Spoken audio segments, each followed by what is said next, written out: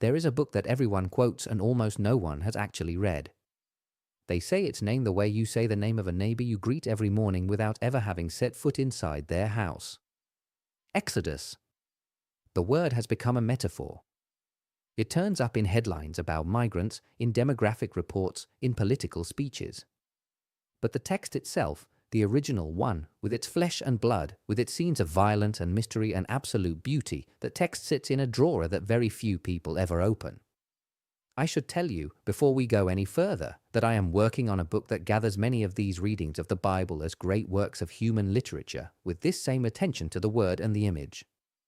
But no book I could write will come within reach of the Exodus. This is one of the most powerful books humanity has ever produced. Not powerful in a merely religious sense. Powerful as literature. Powerful in its rhythm, its imagery, its dramatic architecture. Powerful in the way it has held readers breathless for 3,000 years. Today we go inside it. Not as tourists. As readers. In Hebrew the book is called Shemot. It means names. And it begins, quite literally, with a list of names. Reuben, Simeon, Levi, Judah. The sons of Jacob who had gone down into Egypt following Joseph. A list. Dry. Almost bureaucratic. And yet that literary choice is already a declaration of intent. This book speaks of real people. Of bodies. Of families. Of flesh moving through history. The Latin title, Exodus, comes from the Greek and means departure, exit, a going out. But the Hebrew title insists on names. Because freedom is not an abstract concept. Freedom always has a name, a face, a mother who weeps. And it is precisely with a weeping mother that the Real story begins. We are in Egypt. The children of Israel have multiplied beyond counting. So numerous that the new Pharaoh, one who no longer remembered who Joseph was, grows frightened. And he does what the powerful in every era do when they are afraid. He orders the destruction of the children. Every male child born to the Hebrews is to be thrown into the Nile.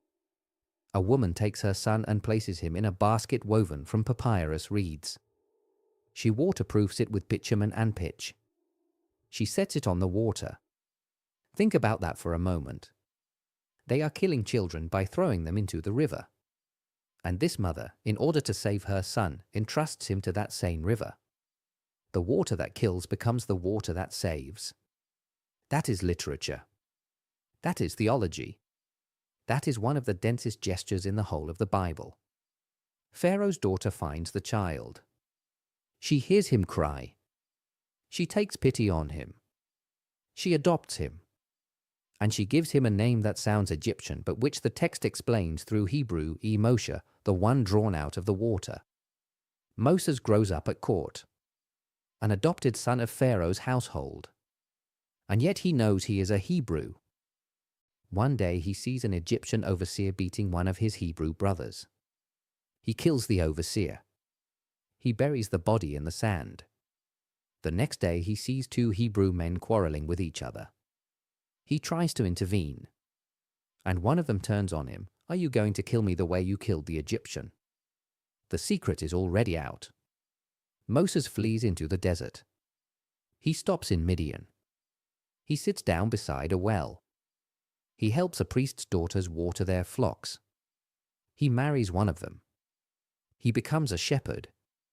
Decades pass. Pharaoh dies. The Hebrews go on groaning under slavery. And then the scene arrives. A scene without equal in the whole of world literature. Moses is pasturing the flock on Mount Horeb. He sees a bush that is burning. But the bush is not consumed. He draws near. And he hears a voice. "Remove your sandals. The ground on which you stand is holy. The fire that does not consume. The God who speaks from a wild shrub in the middle of the desert." Every detail has been chosen with devastating precision. The sandals that are removed, the bare skin in contact with sacred earth. The burning bush that does not burn away, the presence of the divine that transforms without destroying. And then the revelation of the name. Moses asks, Who are you? What shall I call you before the people? And the answer is one of the most vertiginous sentences in existence: I am that I am. Or that I will be what I will be. The Hebrew verb hovers between present and future, between being and becoming. A name that is not a name. An identity that escapes every category and every catalogue. The God of the Bible defines himself with a verb, not with a noun. He is not the God of thunder or the God of the sea. He is being itself, the ground of all existence. And to this being, who cannot be pinned down by any definition, there is entrusted a man with a heavy tongue, a man who stammers, who feels inadequate, who asks whether someone else might go instead. Moses is the most reluctant hero in all of literature. The opposite of the character who puts his hand up. And perhaps that is precisely why he is credible as no one else is. He returns to Egypt. He stands before Pharaoh. He asks him to let the people go into the desert for 3 days to offer sacrifices to their God. Pharaoh laughs. Who is this God whose name I do not know? I do not know the Lord, and I will not let Israel go. And the duel begins. The plagues are not a school register. They are a dramatic progression. An escalation. Each plague strikes something specific, something the text connects to the theology of Egypt. The Nile turning to blood, the sacred river, the source of life, becomes death. Frogs invading every corner, the palace rooms and the bedchambers and the wine cups. Gnats and flies, boils and hail that flattens everything in its path. Livestock dying in the fields. Locusts. 3 days of darkness. A darkness you can touch, the text says. Not a night. A darkness with weight and consistency. Pharaoh yields and then hardens again. Yields and then hardens. Again and again. The text says that it is God himself who hardens Pharaoh's heart. It is one of the most difficult statements in the whole of Scripture. Commentators have argued over it for centuries. But its literary function is clear enough: the conflict must be carried to its conclusion. Liberation does not come through negotiation. It comes through total rupture. The last plague is the darkest. Every firstborn in Egypt dies in the same night. From the firstborn of Pharaoh to the firstborn of the slave. Grief moves across Egypt from one end to the other. But in that same night the Hebrews do something precise, ritual, memorable across the centuries. Every family takes a lamb. They slaughter it. With its blood they mark the doorposts and the lintel. Inside they eat standing up, their loins girded, sandals on their feet, staff in hand. Unleavened bread. Bitter herbs. In haste. Like people about to leave. Like people who will not return. The angel of death passes through. He sees the blood on the doors. He passes over. Pesach in Hebrew.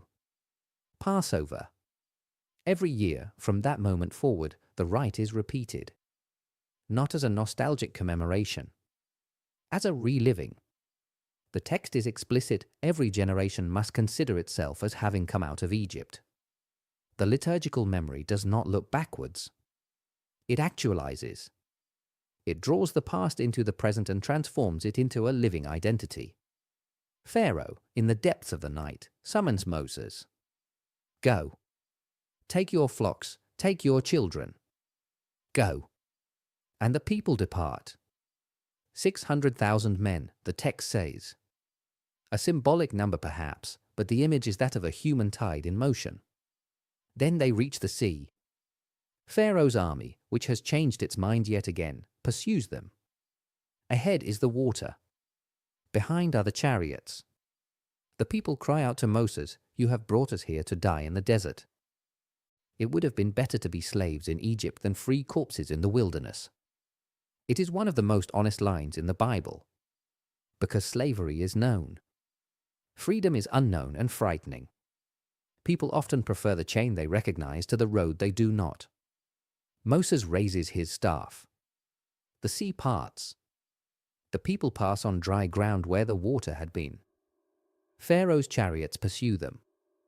The waters return. The army disappears. And here, on the eastern shore, something unexpected happens.